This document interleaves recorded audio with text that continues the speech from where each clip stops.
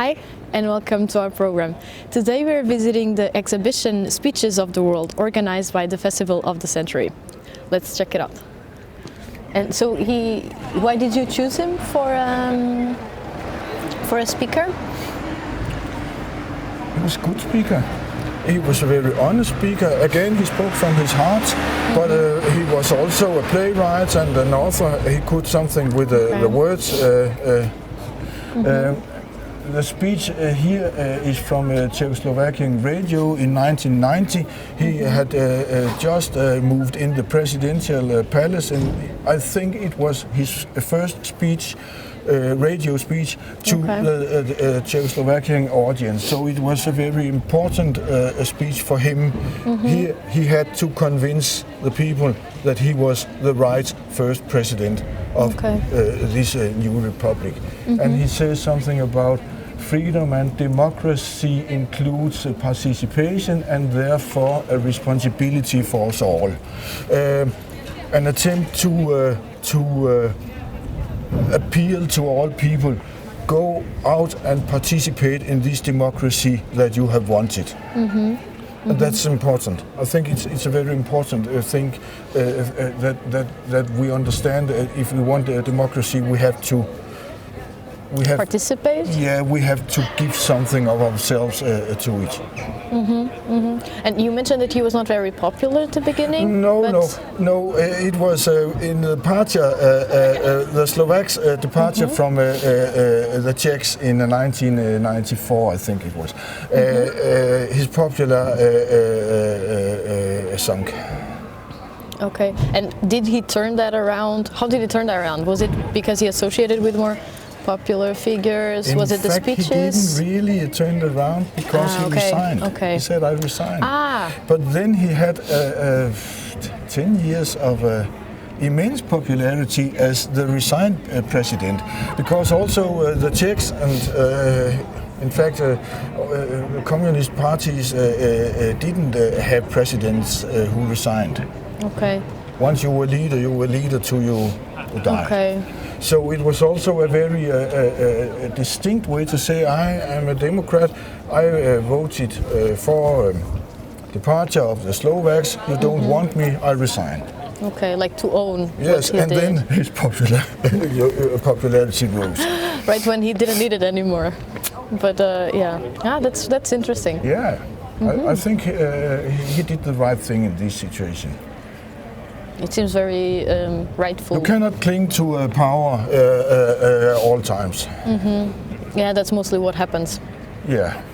So I think power is a very toxic thing. Yeah, I can imagine. I think goes to your head. It's difficult to live without when you first have tasted it. Yeah. But he could. Yeah.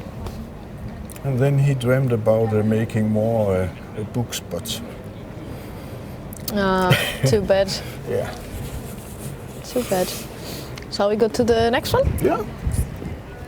Well, we have Obama here, one of the most recent speeches, and we all know his speeches because we know these buzzwords, hope and change, which he again and again proposed in his speeches when he became president for the first time. And it was very powerful speeches, very clever speeches. I think it's right, it's fair to say he is one of the biggest speeches we have had. Like more recently? Right. Are you talking like more recently or in general? In general. In general. He's a good speaker, and these speeches were certainly prepared, and they followed the rule book of the rhetorics. He's a very great speaker. You can hear from his first speeches that they are well prepared, and they're prepared using all the theory of the rhetorics. But you can also see, you have seen Obama since on slapstick being quite as good. I think even better. because then he is freer, and then he can make his points and his jokes without thinking so schematic. I think. Yeah, as a president. Yes. As a person, as an entity. Those speeches he made in the first election, they are a bit, in my opinion, a bit schematic, but they're also very convincing, because he's a genius in speaking. But he's speaking with a great pathos. I think it was better for the American opinion than it would be for a Danish opinion, because the Danish audience is, I think, a bit embarrassed when you have all these very high and big feelings and pathos. Yeah. Seem more like calm. We become embarrassed when it's too pathetic. Okay. And there it is again. The audience is a very important thing when you shall judge a speech. Who do you make the speech for?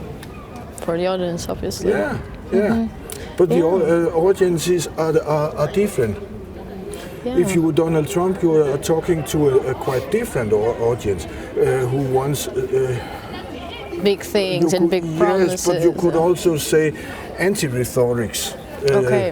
They don't want anything who can make them think of elites or education or something. It shall be more vulgar. But it's powerful to this audience, but not to others. And I think Obama was very good at targeting a broad American audience with this pathos.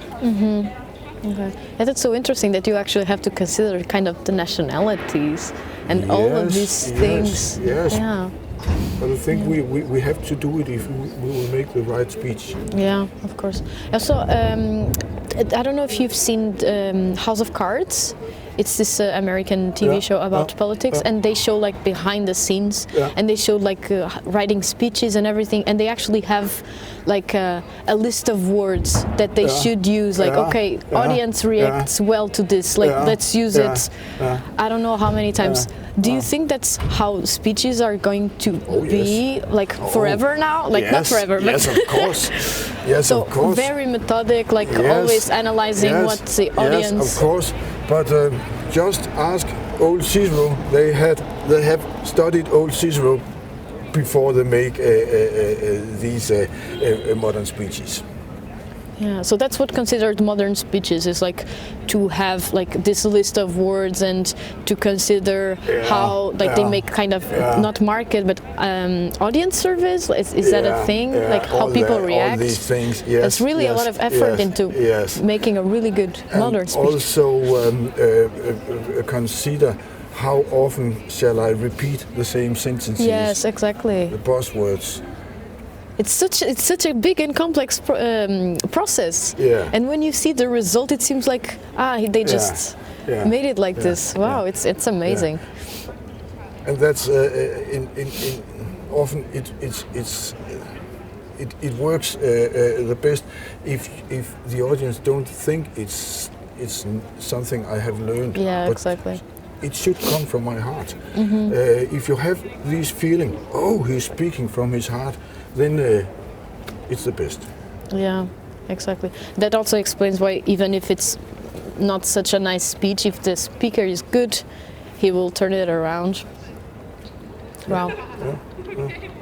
Wow, so interesting. And what does the quote say? He says there'll be no change if we wait for another person or for another time. We are the ones we have waited for. We are this change that we seek.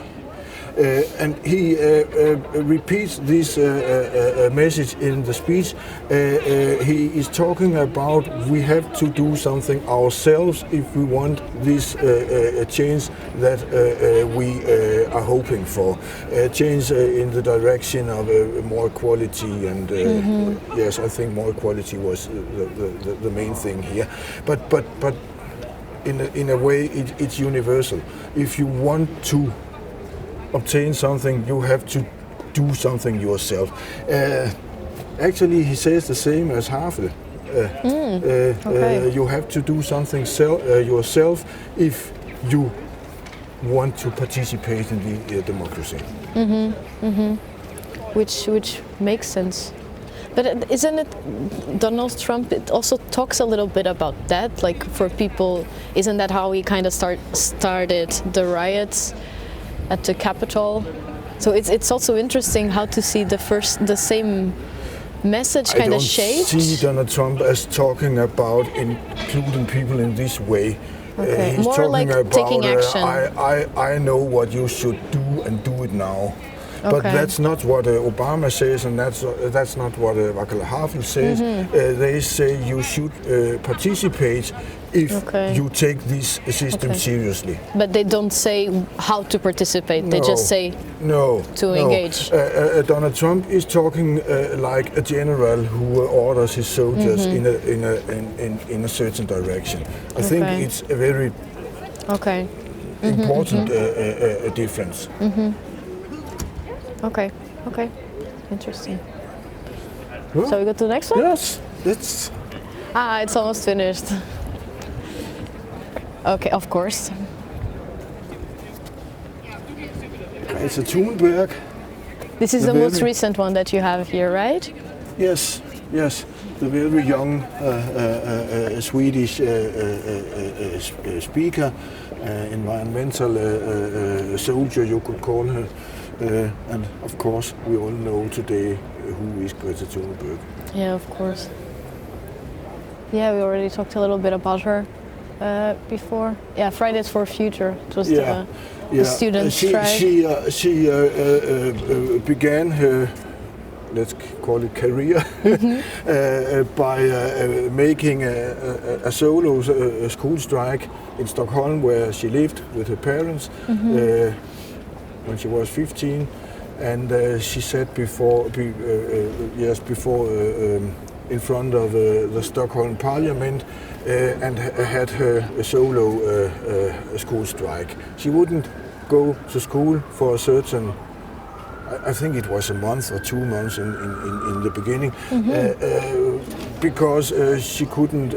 She felt that she could do more by sitting here and telling people that environmental and climate crisis action had to be taken.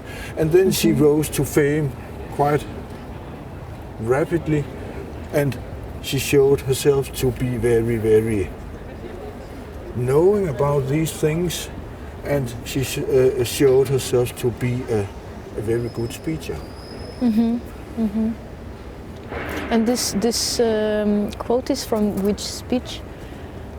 The quote here: "We are striking because we have done our homework and they have not." And this was an answer. She was very criticized by older people and especially by politicians that she ought to be in school, and those students from all over the world who made these school strikes for change ought to be in school and let the grown-ups make the tough decisions. And her message was, they don't know what they're talking about, but we do, because we have done our homework. So it's also a very smart formulation which turns the criticism around and throws it out on their faces. So it sounds good, but it's very, very, very smart to do it also. Yeah, her speeches seem a little bit like that, like really sharp and smart and like straight to the point, but also, yeah, exactly. She turns the criticism around. Yeah, and says, yes, we are right because we know what we're talking about. It's you who don't know what you're talking about. And of course, it's in a way it's unfair because politics are difficult. Yes. And of course, international politics are very difficult. But she is making a clean cut and taking her stance and saying we have to make action on climate change now. and she succeeded bringing this agenda,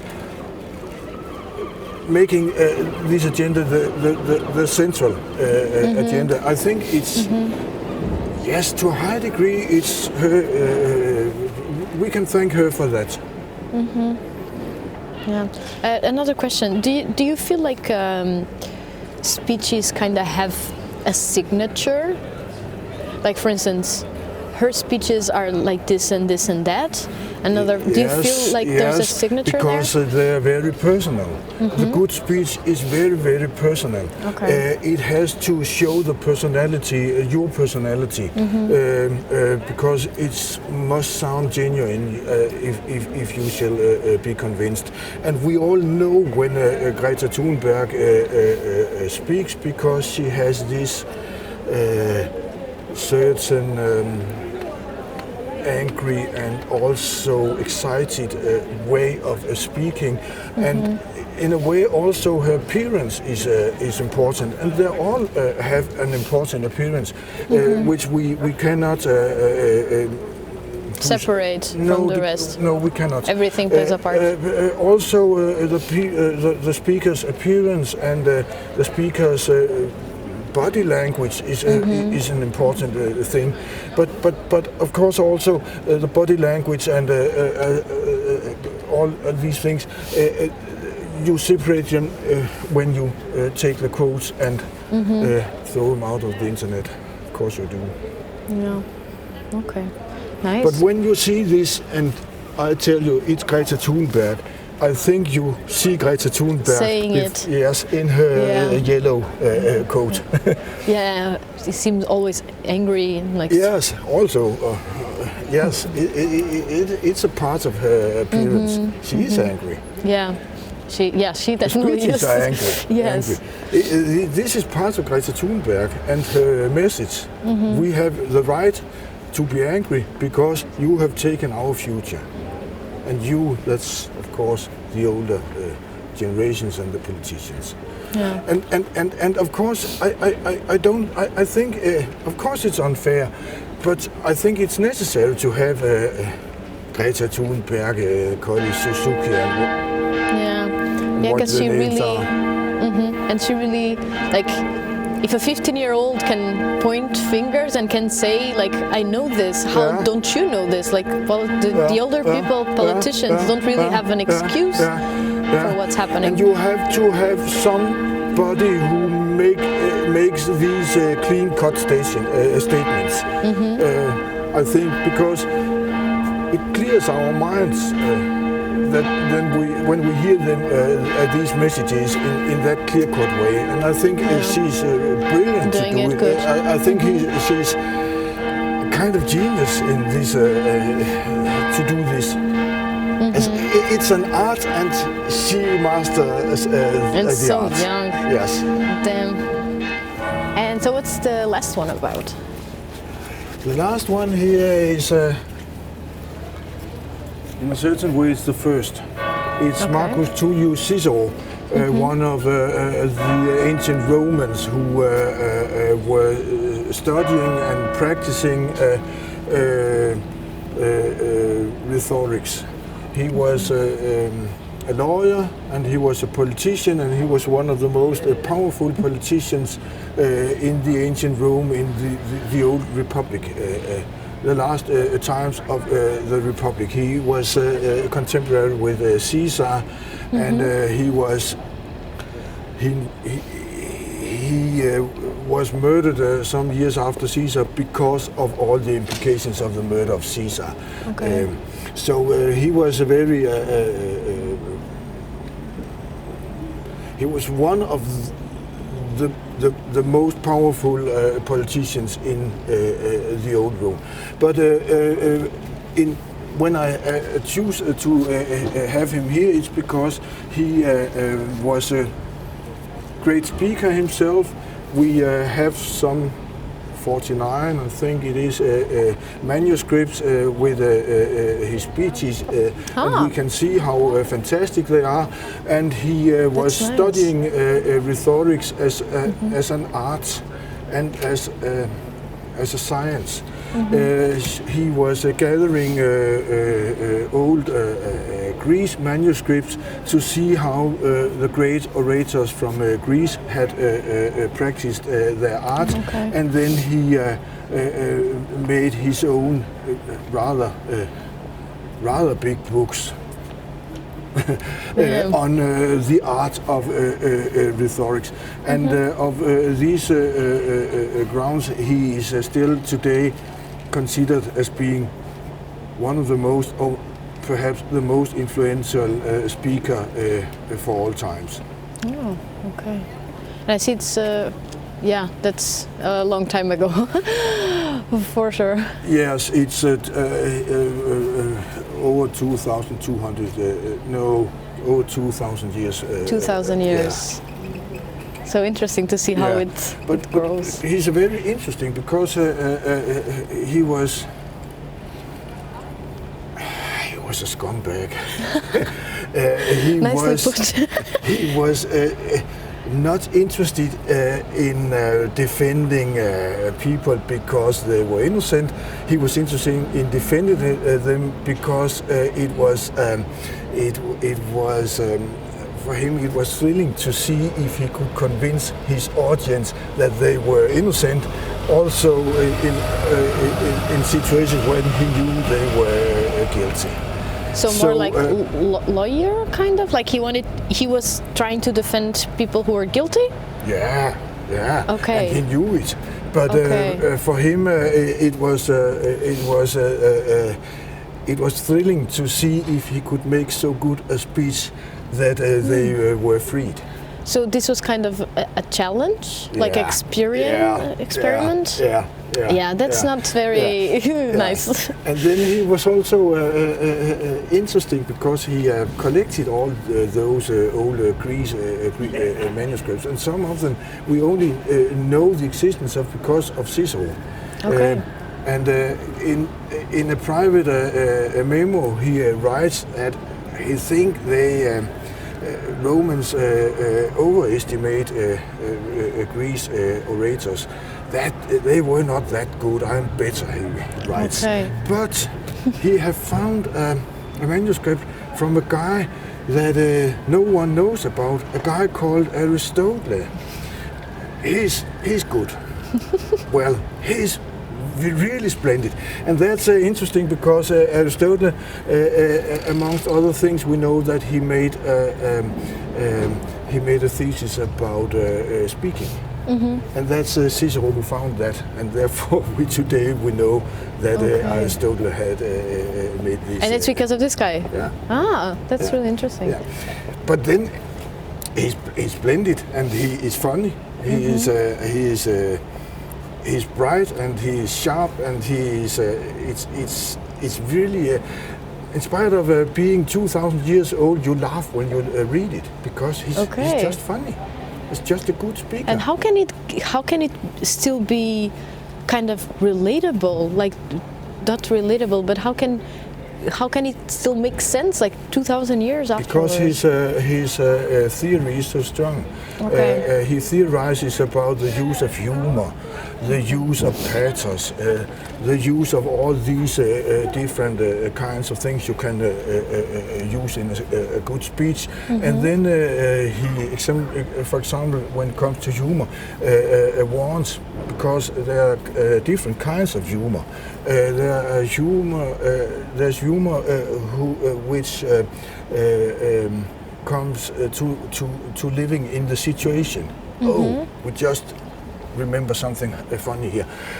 But you can also sometimes prepare humor, and then you have a joke that you have prepared, and it must be suitable. But you can also be very vulgar, and therefore perhaps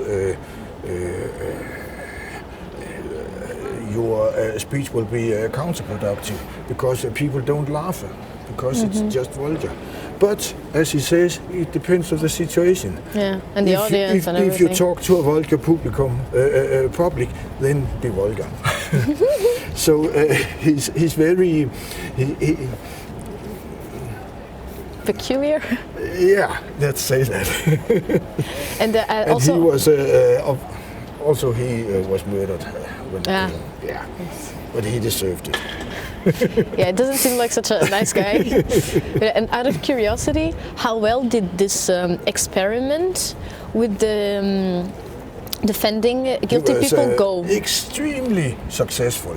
Okay. He was feared at the Capitol because he nearly always won his cases. I'm not sure. And just for fun? Yes. Just to see if he could do it. At least he took cases, especially when he was young, he took them because they were considered being doomed to fail. And then he would show, no, I can make it. Okay. And later on, I'm not so sure because he became more and more involved in all those civil war-like incidents in the old Rome, and I'm not so sure which kinds of cases he took in the later years. So in general, he didn't go for the easy ones. He wanted to prove that he could handle the. Yes. Oh my, that's interesting. That's. I don't remember a nice word to describe it. Maybe psychotic? For him, rhetorics was a sport, and it was an art, and it was a science, and I think he was extremely happy when he sat with a very difficult case. And then he had this extremely formidable ability to win his cases, because he was a good orator. Was really good, and we know he was good because we have these manuscripts, and we can see how intricate they are. Okay. And so the manuscripts that you mentioned are like his defense for the cases. Okay. Yes, and I think I think it's 49 of them who have survived. In full extent, and then we have some really pieces of other cases. I'm not sure. I think he have had several hundred cases, but 49. It's a large quantity if you want to study how did he do this. Yeah. And then he made these theses about. Speaking, De.3 on the speaker, one of them is named, and I don't think you can study rhetorics today without studying him. Cicero. Yeah. Wow, that's so interesting. Yeah. It's very funny. Yeah, I will also check that out. Okay. Well, sadly, this was the last one. Yeah. Thank you so much for showing us around and for explaining us everything. Thank you, because you wanted to hear. Yeah, perfect. It was a good. That was it for today. Thank you so much for staying with us. We hope you enjoyed the programs. See you next time.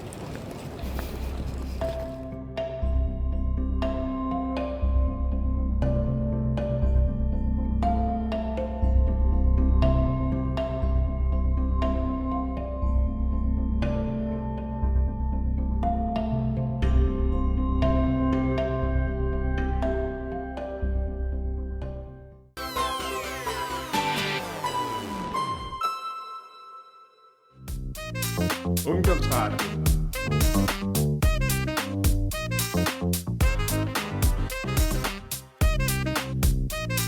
Ungdomsradio.